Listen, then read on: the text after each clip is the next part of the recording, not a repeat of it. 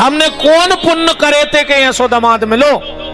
अच्छी बात है, भगवान सबको ऐसा ही मिले, पर अगर लड़का बहू खोलवा के दमोह तक चलो गो तो बई डुकर गया मोहल्ला में केवे जाते वो के घर के कछु करवाए है मोरे लड़का पे, तो की ससुराल से कछु ऊपरी करवा दो हमारे मोड़ा पे। अच्छा तुम्हारी मोड़ी को दामाद घुमाए सो तुम्हारी मोड़ी को भाग, लड़का बहू खोलवा जाए तो के पूरे घर के गुनिया पंडा का है।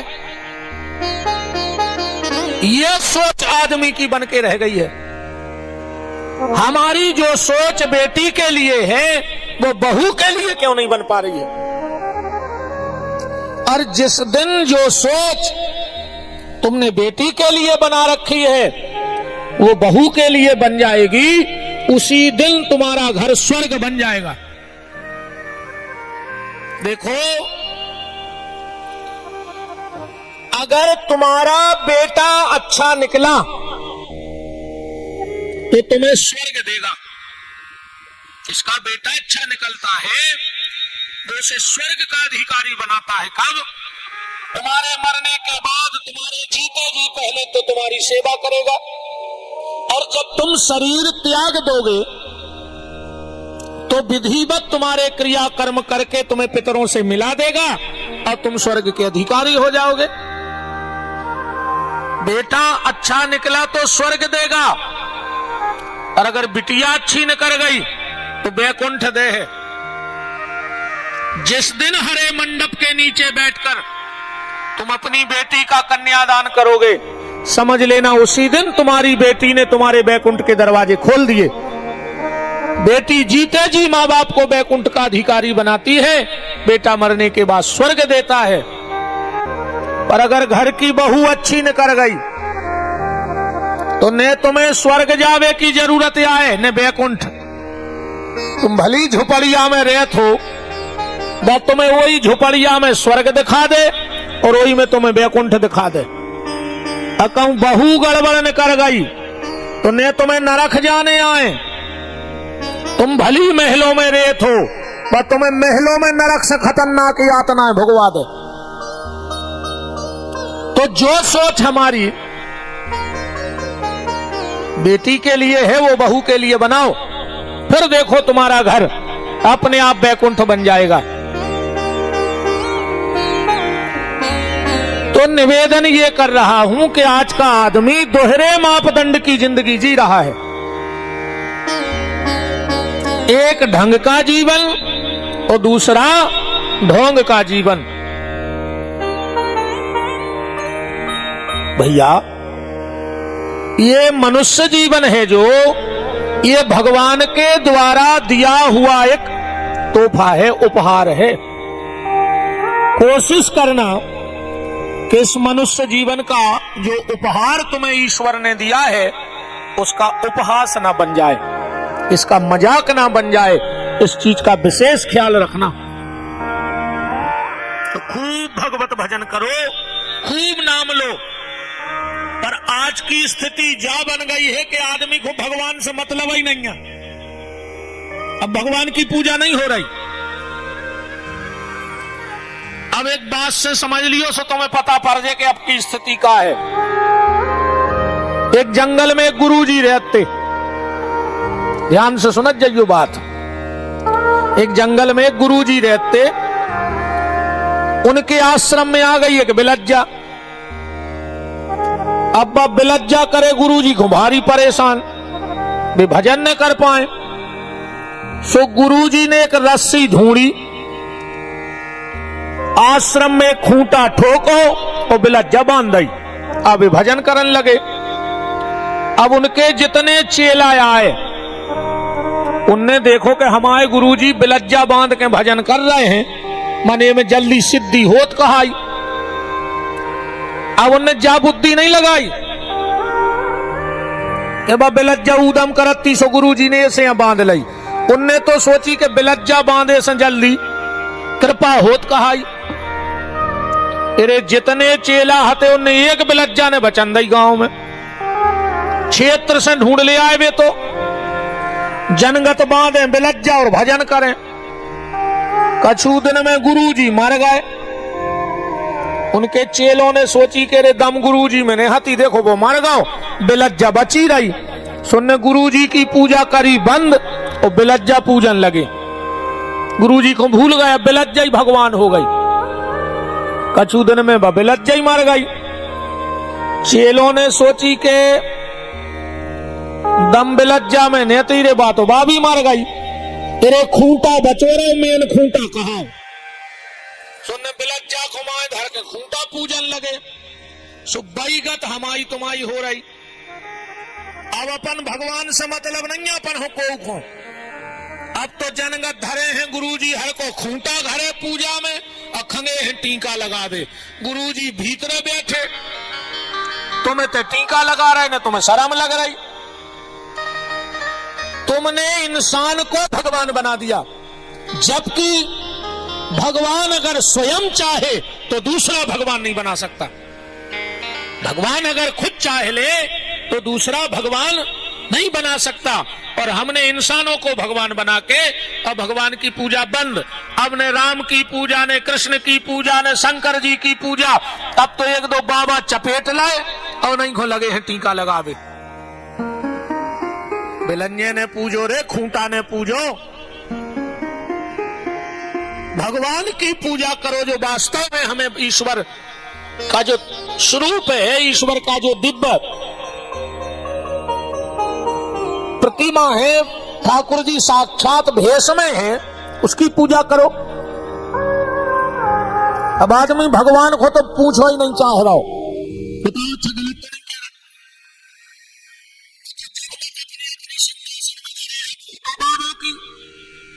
लगे हैं से हाथ जोड़ के कई निवेदन है, आपके ईश्वर का भजन करो। अच्छे लगते हैं, कृष्ण अच्छे लगते हैं, दुर्गा अच्छी लगती है, गणपति अच्छे लगते हैं, भोलेनाथ अच्छे लगते हैं। आपकी जिस स्वरूप में श्रद्धा हो पर पूजा करो भगवान की।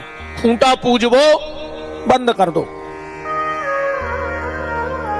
तो खूब नाम जप करो प्यारे, जितना अधिक से अधिक कर सकते हो उतना नाम जप करो। इस कली काल में अगर सबसे कोई सरल, सहज, सुलभ साधन है तो वो है भगवान नाम संकीर्तन।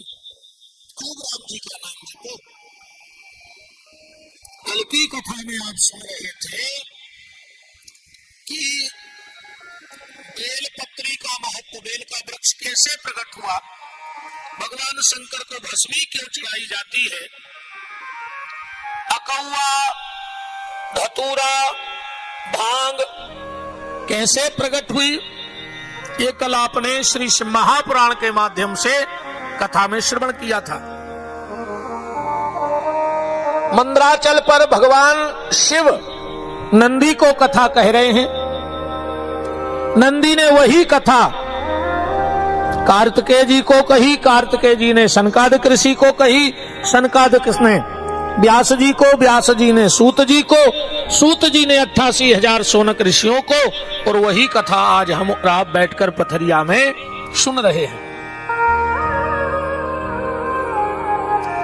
आज सनकादिक ऋषि सूत जी महाराज से आगे प्रश्न कर रहे हैं कि अब आप हमें यह बताओ कि भगवान शंकर पे चढ़ा हुआ प्रसाद लेना चाहिए कि नहीं लेना चाहिए।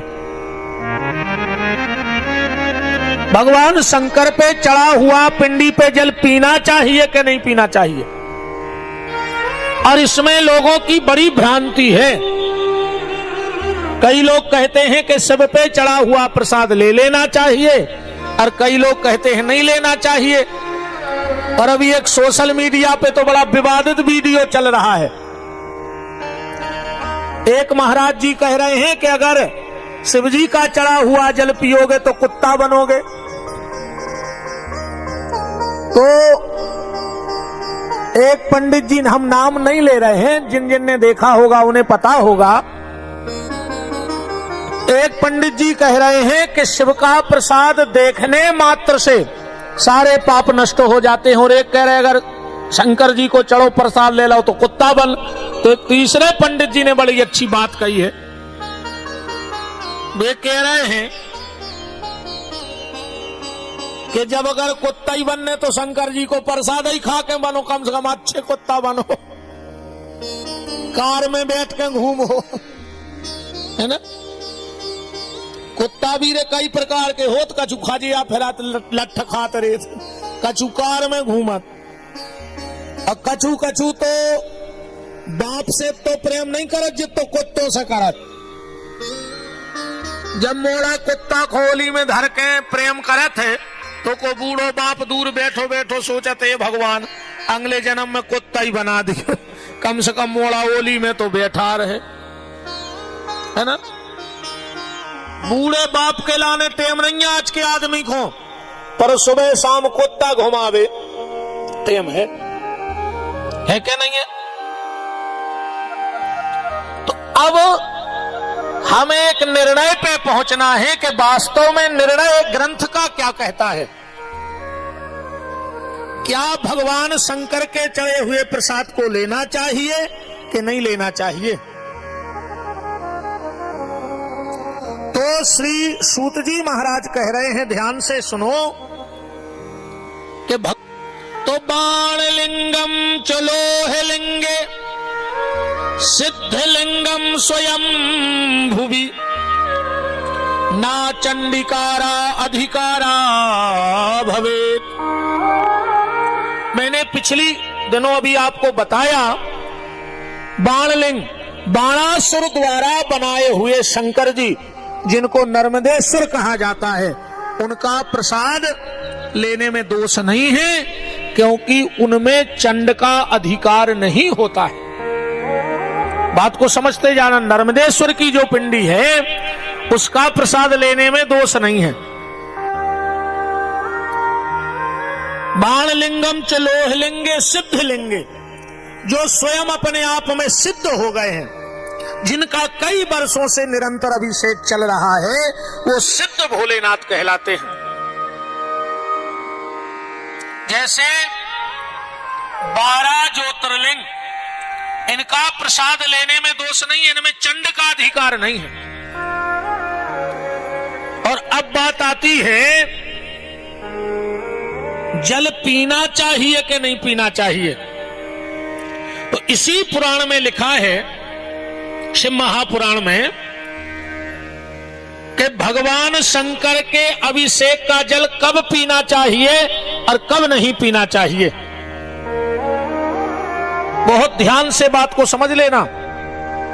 अगर भगवान शंकर के अभिषेक के जल में सालक राम जी का स्पर्श हो जाए, सालक राम की बटुलिया अगर अभिषेक के जल में स्पर्श हो जाए और अगर उस जल को ग्रहण कर लिया जाए, तो उस व्यक्ति में को संसार के किसी तीर्थ के जल पीने की आवश्यकता नहीं है, सारे तीर्थों का जल। पर अगर भगवान शंकर के अभिषेक के जल में सालक राम जी का स्पर्श नहीं हुआ है, तो फिर वो जल ग्रहण नहीं करना चाहिए, उसमें बुद्धि खराब हो जाती है। और प्रसाद की तो अपनी महिमा है भैया। प्रसाद में 3 शब्द हैं, प्रा, सा और दा। तीनों को जोड़ दो तो बन जाए प्रसाद। प्रा माने प्रभु, सा माने साक्षात और दा माने दर्शन। प्रसाद का दर्शन साक्षात भगवान का दर्शन है। भगवान शंकर के प्रसाद का दर्शन करने से व्यक्ति के सारे पाप ताप नष्ट हो जाते हैं, सारे पाप ताप नष्ट हो जाते हैं। प्रसाद की ये महिमा है। आप लोगों ने कभी कथा के माध्यम से विद्वानों से सुना हो, जगन्नाथपुरी के मंदिर में भोग लगता है और पुजारी जी राजा को प्रसाद देने जाते हैं। रोज का नियम है कि पुरी के राजा को अलग से प्रसाद पुजारी जी देने जाएंगे। एक दिन क्या हुआ कि राजा खेल रहा था चौपर, तो पुजारी जी गए प्रसाद लेके, तो राजा हाथ में लिए था पासे। पुजारी जी ने कहा महाराज प्रसाद, तो राजा ने कह दिया कि बाजू में रख दो, हम बाद में ले लेंगे। पुजारी जी को बड़ी तकलीफ हुई कि बताओ, हम ठाकुर जी की सेवा छोड़कर राजा को प्रसाद देने आए और राजा ने प्रसाद का अपमान कर दिया। पुजारी जी ने मन ही मन संकल्प कर लिया कि आज के बाद हम राजा को प्रसाद देने नहीं आएंगे, अब हम प्रसाद देंगे ही नहीं राजा को कभी। और यहां जैसे ही चौपर की बाजी खत्म हुई और राजा को एकदम होश आया, अरे राम राम राम, आज हमने ये क्या कर दिया, हमने प्रसाद का अपमान कर दिया। अब राजा को बड़ी आत्मग्लानि हो गई भीतर से, ये हमने क्या किया। तो तुरंत बड़े बड़े विद्वान बुलाए राजा ने और हाथ जोड़ के कहा कि महाराज आप सब संत महात्मा साधु आए हैं, सिर्फ एक बात बताओ, अगर किसी व्यक्ति ने भगवान के प्रसाद का अपमान कर दिया हो तो उस व्यक्ति को क्या दंड मिलना चाहिए। राजा ने ये नहीं बताया कि हम नहीं किया है। तो संत महात्मा बोले कि राजा उस समय सिर्फ एक काम करना चाहिए। बोले क्या? बोले जिसने भगवान के प्रसाद का अपमान किया है उसके दोनों हाथ काट देने चाहिए। महात्मा तो इतनी कह के चले गए। अब राजा ने विचार किया कि शरीर से भी मोह है, खुद के हाथ तो हम काट नहीं सकते, खुद से खुद के हाथ तो कटेंगे नहीं। तो राजा 2 दिन सभा में नहीं गए। मंत्री ने पूछा राजा साहब आप 2 दिन से दिखे नहीं। राजा साहब बोले मंत्री बड़ी गड़बड़ चल रही थी राज्य में। बोले काहे? बोले हम 2 दिन से सो ही नहीं पा रहे। कारण क्या है ना सोने का? बोले मंत्री रात में मेरे महल में एक प्रेत आता है और खिड़की से दोनों हाथ निकाल के हाथ हिलाता है, तो हमको बड़ा डर लगता है, तो हम सो नहीं पा रहे। मंत्री ने कहा राजा साहब एक काम करियो, आज हम सोए आपके कमरा में, हम देखा तो प्रेत को। तो राजा ने अपने कमरे में मंत्री को सुला दिया और दूसरे रास्ते से राजा स्वयं गया और खिड़की में से हाथ निकाल के हिलाने लगा। और मंत्री ने कही जो ही आए वो प्रेत, और निकाली तलवार और जो तो दोनों हाथ कट के फेंक गए। जब हाथ कटे तो राजा चिल्लाया, लाइट जलाई और मंत्री ने कहा राजा साहब आप तो कह रहे थे कि हमें कोई प्रेत डराता है। राजा ने कहा मंत्री मेरे भीतर एक प्रेत बैठा था जिसने भगवान जगन्नाथ जी के प्रसाद का अपमान कर दिया, तो हमने इस प्रेत को दंड दे दिया। और जैसे ही रात में राजा के हाथ कटे भगवान श्री जगन्नाथ जी प्रकट हो गए और पुजारी से बोले पुजारी जल्दी जाओ और राजा को प्रसाद दे के आओ। पुजारी जी बोले सरकार हमने जो वो राजा ठीक नहीं है, उन्हें आज 2 दिन पहले प्रसाद का अपमान कर दिया। जगन्नाथ जी बोले पुजारी तुम्हें पता नहीं है उस राजा ने अपने आप को क्या दंड दिया है। उसने अपने दोनों हाथ काट दिए और जो राजा से गलती हुई है वो कुसंग के कारण हुई है। इसीलिए तो कहते कि सत्संग करो, कुसंग से दूर रहो, दुष्ट आदमी से दूर रहो। दुष्ट आदमी का संग ऐसा है कि आप किसी नाली के बगल में बैठ जाओ, बिल्कुल ना हिलाना उस नाली को, ना डुलाना, फिर भी बदबू आएगी कि नहीं आएगी। और संत तो यहां तक कहते हैं कि दुष्ट की दोस्ती भी खराब और दुश्मनी भी खराब। दुष्ट आदमी होते आगी घाई,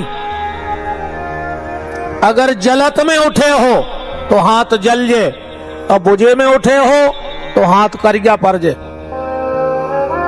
इसलिए न दोस्ती करो और न दुश्मनी करो।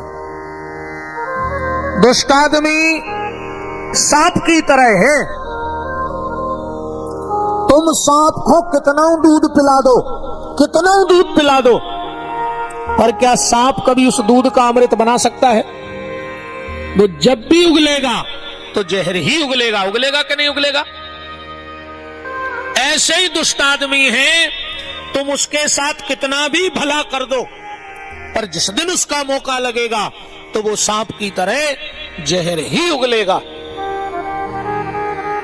और अच्छो आदमी होते हैं सो बस में बैठे थे, ने बगल वाले से जान ने चिनार पैसा ओने खर्च करो, अच्छो महंगो सेंट लगाए तो और खुशबू अपन को आ रही, ने जान ने चिनार ने अपने पैसा लगे पर सेंट की खुशबू आ रही। और समझ में नहीं आए तो ऐसी समझ ले। देखो अपन किसान आदमी तो सत्संग ऐसो कहावत है कि सत्संग बिना कल्याण नहीं, सत्संगति चाहत है मुनि ज्ञानी। शेर के संग में सारे आनंदित, पंडित के संग मूर्ख ध्यानी। और कंद के संग में बास निकात है, दूध के संग बिकात है पानी। और गेहूं कहे सुन रे बथुआ, बथुआ तो जाना तो जो पसीने होते, के गेहूं कहे सुन रे बथुआ, सत्संग प्रधान तो पावत पानी। गेहूं कह रहा बथुआ से कि तुम्हें नोई आदमी जे मोटर पाइप ले आ रहे ने तुम्हें पानी दे रहे, तुम तो हमारे बगल में खड़े सो मजा मार रहे। बताओ ईमानदारी, तुम्हारे पिसी धारत के बथुआ, धारत तो अपन पिसी है पर मजा बथुआ को बनो के नहीं बनो।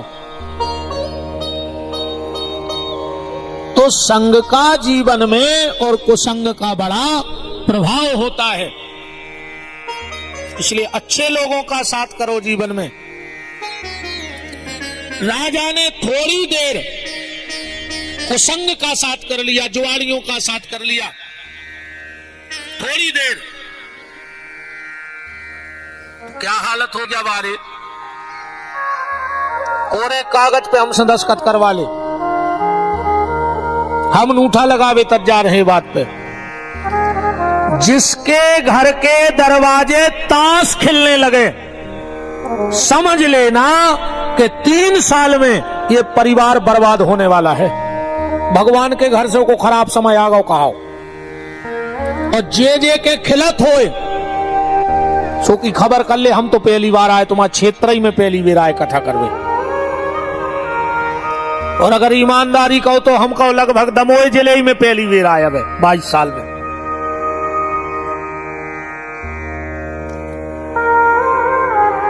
जिसके घर के दरवाजे ताश खेलने लगे, समझ लेना 3 साल में वो परिवार बर्बाद होने वाला है, वो बचेगा नहीं। इसलिए भूल के कबहू घर के दरवाजे ताश न खिलन दियो। अघेरी फिर रही हो सो मारिगो, हमारे बाप को कहा जा रहा हो, अपनो तो सीधो है समझावे को। मान जा सो न मानो सो, 5 दिन कटाई गए, 4 और बचे।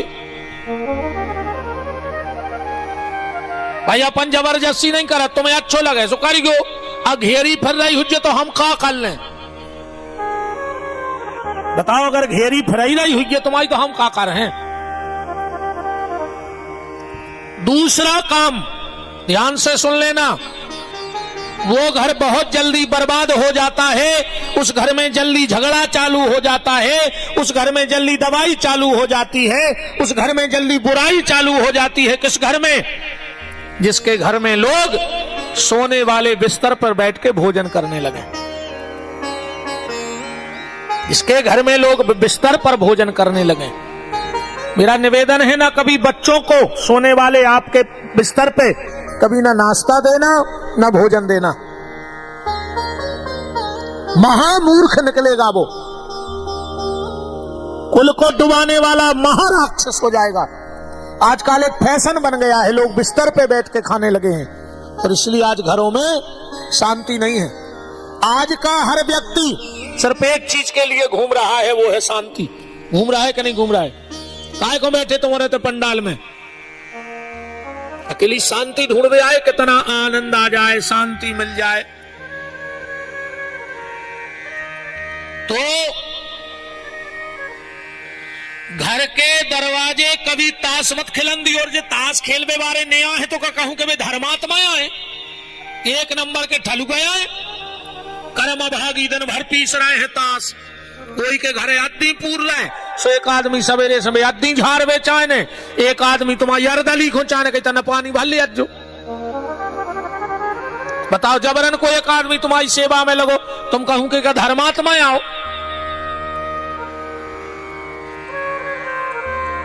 तीसरा संकेत भगवान के घर का, ध्यान से सुनते जाना बर्बादी का। पहला, घर के दरवाजे ताश खिलन लगे। दूसरा, घर के लोग सोने वाले बिस्तर पर बैठ के भोजन करने लगे। और तीसरा, तुम्हारे घर की तुलसी सूखने लगे। बार बार अगर तुम तुलसी लगा रहे हो तो तुलसी अगर सूख रही है तो समझ लियो कि तुम्हारे घर बहुत बड़ी भावई आवे वाली है। बार बार तुलसी लगाने पे अगर तुलसी सूखती है तो समझ लेना कि तुम्हारे घर में बड़ी समस्या आने वाली है। और अगर बार बार घर की तुलसी सूख रही हो तो एक काम कर लियो, बार बार तुलसी लगाते पे तुलसी सूख जाए तो सिर्फ एक काम करियो, 21 दिन तक एक रोटी पे गुड़ और चना रखियो और गैया खुआ दियो नियम से।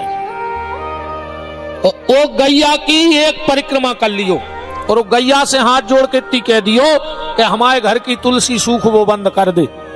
वो तुम्हारे घर की समस्या गैया ले जाएगी और तुम्हारे घर की तुलसी हरी भरी होने लगेगी। करके देख लेना। और जिन जिन के यहां तुलसी सूख रही हो, 21 दिन में अगर ये फायदा न लगे तो भाई हम कराए दिनों में रहलिया है, जैसे रहली पर है तुम्हारे पास, भागवत जी की कथा है पितर पक्ष में, तो वहां के भरे पंडाल में कहना कि पंडित जी आप पथरिया में झूठ बोल के आए थे, पथरिया में झूठ बोल के आए थे आप।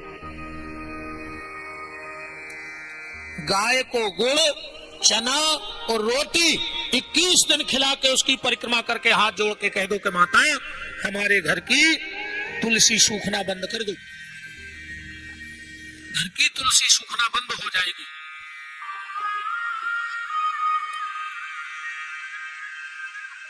घर के खतराने बेच के तुम ध्यान से सुना जो हमारी बात है।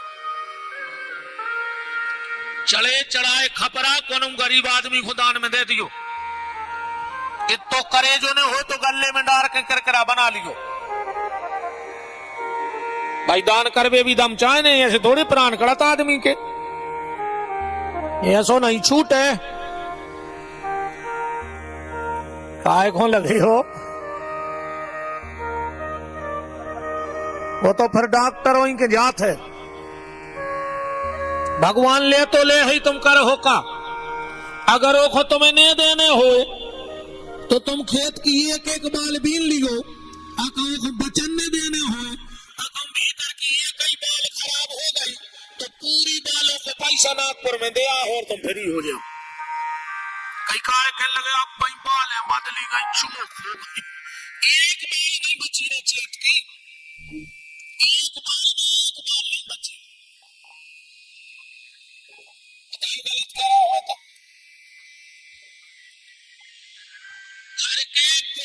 खतराने बेचो चाहिए। पहले जब लड़ाई होती तो क्या कहते, अगर यार हमको हुन्ने तो तुम्हें खानो खपरों लगा करे हैं कहते, अगर हमने तुम्हारे खपराने बकवा दिया तो हम भी गांव में कोई कहा नहीं कहते। खपरा बिकना माने बर्बादी। अब मानो देखो बच्चा कल जो गाय सोल तो हो रहा हो, पहला आदमी मकान बना तो रोड के भीतर है और अब हर आदमी रोड पे आओ चाहे रहो। बताओ चक आदमी कहते कहीं पेल कहते कहीं कहा के लिए अब तो वे रोड पे आ गए मन बर्बाद हो गए। अब हर आदमी रोड पे आओ चाह रहा हो, कोई नहीं चाह रहा हो कि रोड के भीतर जो भी कल युग में उल्टवा होगा मुझ की चीजें हो गई कल युग में उल्टी। पहले बहू डराती कि सास कितनी खतरनाक मिल है, अब कल युग में उल्टो होगा। अब एक ही सास है कपराई कि बहू कितनी खतरनाक मिले, मरी जा रहे तो करेंगे। भगवान से 24 घंटा प्रार्थना करत के बहू भर अच्छी मिल जाए, नहीं बहुत कछ उल्टो होगा। अब तो पहले जब आप अपन अपनी बिटिया को लड़का ढूंढते तो क्या कहते समाज में, यार भज्जा अच्छो खाते पीते घर तो बताओ रे, समाज में मोड़ी हो गई सियानी अब ये साल सोच रहा है। तो पहल के सियाने ढूंढते खाते पीतो घर, और अब एक ढूंढ रहा है कि मोड़ा पियत खात भरने हुए। बोलो होगा उल्टो का नहीं होगा? पहले खातो पीतो घर चाहने तो, और अब पियत खात ने होए। हर आदमी को ऐसो घर चाहने, उल्टो तो बहुत होगा है। और बता दें पहले घर में जब कछु अच्छो काम हो तो घर के बनाते भोजन और बाहर के आते नचबे। अब कल युग में उल्टो होगा, घर में अच्छो कछु काम भाव सो रोटी बनावे बाहर के और नचबे घर के। बोलो भाव उल्टो के नहीं? और उल्टो बताएं कल युग में जे के लगा 1 करोड़ की बिल्डिंग होए, वो त्यागी जी कहावत है।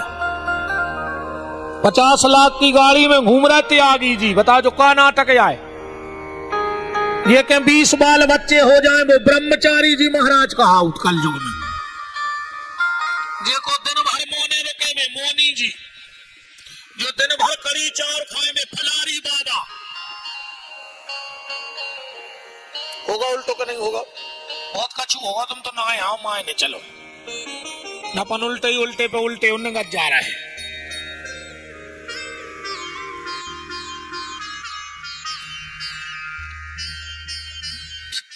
चल रही थी संग ने थोड़ी देर चौथे खेलने वाले का पसंद कर लिया तो भगवान के प्रसाद का अपमान कर दिया।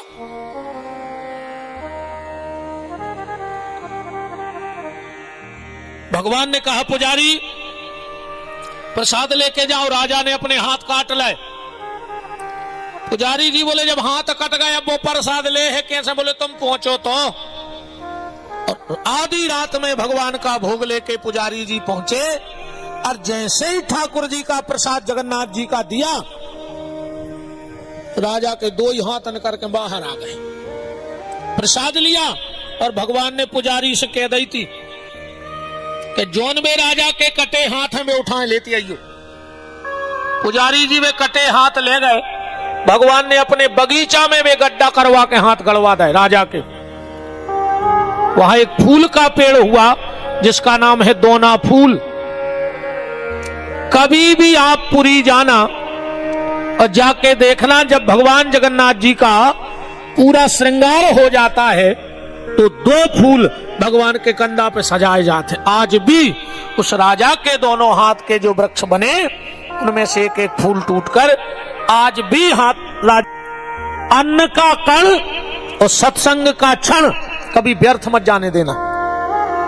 अन्न का कण और सत्संग का क्षण ये कभी व्यर्थ नहीं जाना चाहिए। और आपसे एक और हाथ जोड़ के निवेदन कर लें, अगर कथा सुन रहे हो तो ये कथा से 2 नियम तो बनाई लीजिए भज्जारो। ज्यादा हम लंबी चौड़ी पूजा पाठ को बताते नहीं है, नए आदमी के तोटे में आए अकेले पूजा के लाने ऊसो नहीं है दिक्कत, उनसे तो तुम्हारे 1 नंबर के फ्री हो। बताओ कहां के म्यारी के मूड़ा साधे मनु भजन के लाने भारी पे 2 आदमी। जैसे तुमको उस कथाई की कज्जो के चलो के आरा बाबा तुम देख रहे थे मैं नहीं और अब भाई को घर के हो तन्ना गन्ने ता खा के गिर पड़े अब भाई लेकर नहीं दो नागपुर में बने रहो महीना बाद, फिर कहां से निकल आओ टेम बताए, फिर कहां से आ गए टेम। अकेले भजन के लाने टेम नहीं आदमी को, हर काम को टेम है। तो ऐसे हल्के हल्के दो नियम तो ऐसा उनसे ले लियो भैया का। पहलो नियम बता के खाने और दूसरो नियम धो के पीने, बस ये दो काम करने लगवा से। कितनी पूजा करने तुम्हें बता के खाने और धो के पीने का। जब भोजन की थाली आ जाए तो थाली उठाइयो, घर में जहां ठाकुर जी बैठे होए उते ले जाइयो, कहियो ले सरकार देख ले अब हम खा रहे हैं। बता के खाने हैं, बिना बताए नहीं खाइयो। अब कैसे भगवान यहाँ खुआ रहे जो नो खुआ रहा है, सो ध्यान रखियो। पैसा से नहीं खाता आदमी। तुम्हारे इलाके में ऐसे ऐसे धनाढ्य पड़े हुए कि जिनको पता नहीं है कि हमारा पैसा कितो है। डॉक्टर ने कह दी मर जाओ को तेल को बूंदा करे के भीतर सड़क गाओ तो करोड़ों की जायदाद है और मूंग की दाल पी रहा है नचो नचो। चम्मच से फल को जूस लेते हैं, मन भगवान खान नहीं दे रहा, आपका माटी खा ले। हम तो कह तुम्हारे 500 एकड़ होगा, मेड़े चबा ले रात में। बताओ भगवान को ने खान देने हुए तो तुम कर हो का। केऊ आदमी 1 लाख को पलंग, ऊपर 50,000 को गद्दा, ऊपर सो थुन्ये यही तुम्हारे क्षेत्र में, और 3 गोली खात नींद की, और पूरी रात उल्लू घाई पंखा देखा थे चलत नींद नहीं आत, और सवेरे फिर गदों घाई जा को ता लग जात काम में।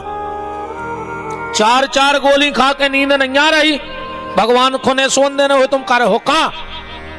नींद तो बाय आए रे के अच्छी आम के अचार से हो, बिना चुपनी 14 रोटी खेत में खा के हो, मेड़ पे हाथ धरो और घुरकन लगो, जो आए सुख,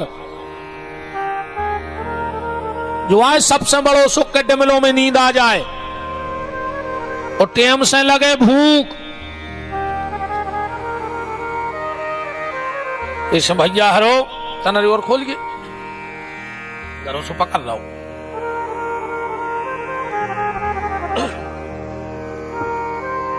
श्री राधे राधे।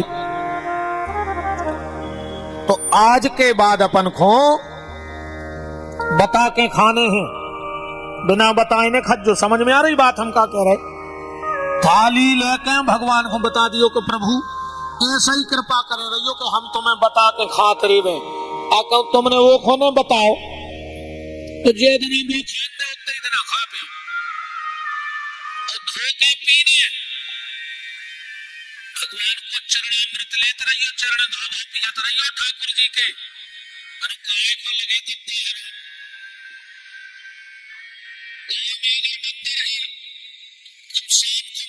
तरफ गए तो संत सुना पड़ो। आदमी मंदिर से ऐसे भगत जैसे मंदिर में करके सांप बैठो हो 10 भी आप बजारती में बेद रहा है। अब पुजारी अकेलो ही शंख फूंक रहा, अकेलो ही गणोर जी ठोक रहा, अकेलो ही खंगो है जय जगदीश हरे। अब वो क्या करे बेचारो। मंदिर नहीं जाओ चाहे आदमी क्या हुआ ऐसे तुम्हारी में बैठे होंगे छिड़िया ने चढ़े हो जो मंदिर की, वे तो बेदे आ गए आज कथा में। बताओ गलत कह रहे हो तो। मंदिर जाएंगे रे भैया 24 घंटा में एक बार मंदिर हुआएंगे। नियम बना ले बिल्कुल, कसम खा के जाइयो कि 24 घंटा में एक बार मंदिर की छिड़िया देरी नाक है। पता है उसका फायदा हुई है। कोना गिरा की कोना ऊपरी टोटका टोना बाधा की ताकत नहीं है कि मंदिर की छिड़िया चढ़ जाए हनुमान जी के। तो अगर तुम्हारी मूड पे कछु गिरा दशा बैठे ही रहे होंगे तो वे बैठे ने बोले काहे, बोले जो रोज को जात मंदिर स्थायी ग्राहक हमाओ कहा ने, हम एक ही मूड पे परमानेंट बैठ नहीं सकत। 24 घंटा में एक बार मंदिर जाओ और हनुमान जी के ते चरण में सिर झुकाया। सारी अलाय बलाय बब्बा जाने ओ के अज्जो के 24 घंटा बाद फिर है मूड पे धर के दुनिया की अलाय बलाय सो फिर डार जे तुम्हारी रहते तुम जानो तुम्हारी राम जीला। अच्छा एक बात बताओ, जब बिल्डिंग बनत है छत ढलत है तो एक मशीन आउट भारी बड़ी आउट है, वो में गिट्टी डार दे, रेता डार दे, सीमेंट डार दे और एक ठाणो रे थे चलावे वारो। अच्छा सीमेंट डार दे, रेता डार दे, गिट्टी डार दे, पानी डार दे और कहूं चलावे वारो एक दिन आंखों रिश्तेदारी में चलो जाए तो सीमेंट काम की बचे, वा रेता बचे, गिट्टी बचे, मशीन काम की रे वही मैंने जमजे सीमेंट मशीन ऐसे ठीक ठाक चल रही है कि वह पलटी जात है, हर बार पलटत रहे थे चलावे वालों। जा भी मशीन आए भैया ये में काम क्रोध लोभ मोह मत्सर दम्भ अहंकार पाखंडीर सा रोज भरी जा रही। तुम डिंडू बेर के डिंडू बेरे हनुमान जी के पलटे आएगा के ले मशीन जाके था और कहूं भरता ही रहे और पलटी ने मशीन काम की ने बच वो में लग जे जंग कैसे भाई आए लोहे की। अब ये में जंग तो लग नहीं सकत कैसे जो शरीर लोहे को नोई पर ये में एक चीज लग सकत है का लोहे में जंग लग सकत है और आदमी के शरीर में जम लग सकत है। ध्यान रखियो जम चिपक जे ये सब पलटत रहो। 24 घंटा में एक बार जाएंगे मंदिर और चरणामृत जरूर लेंगे। पुजारी जी से जो चरणामृत दे दे अगर सामने मौत भी हुई है तो एक बार वो पलटने पर है। भगवान के चरणों में के अमृत में इतनी कृपा है